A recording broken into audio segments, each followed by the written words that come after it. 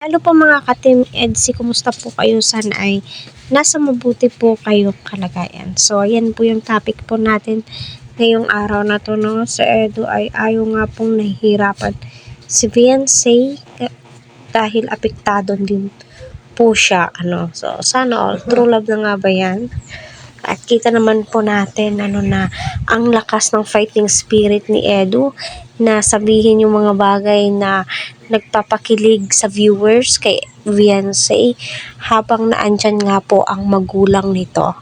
Marami nga po ang nasisiyahan dahil nga sa wakas at dahil nga po welcome na welcome ang EDSI, nakasuporta nga po ang nanay ni Fiancé at ang tatay nito sa kanilang couples, kaya patuloy po nating suportahan si Kalingap Rob, Kuya Val at ang buong team.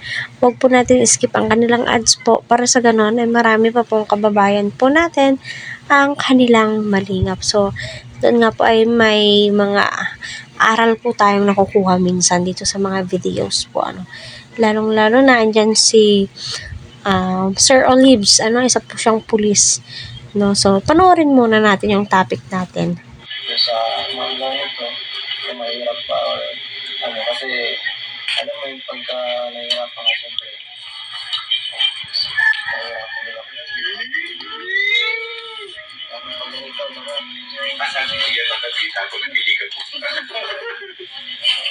Kasi na part na to ay pinapadesisyon si Fiancé kung go na ba sila sa loting yan. 500 meters? Ano yan? Nakalimutan ko, no? So, yun. Ika nga ni Fiancé ay ayaw daw po niya, mas mainam na sa napakaraming tao. Kasi magnenegosyo po sila.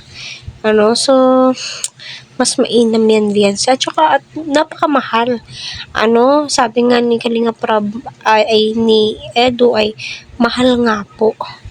350 mas may mura pa kay Rose Ann nga noon magkano lang, 'di ba? So doon tayo sa makamura, syempre may mga tao kasi yung purpose po ni Fiancé ay makapagtinda, makapagnegosyo.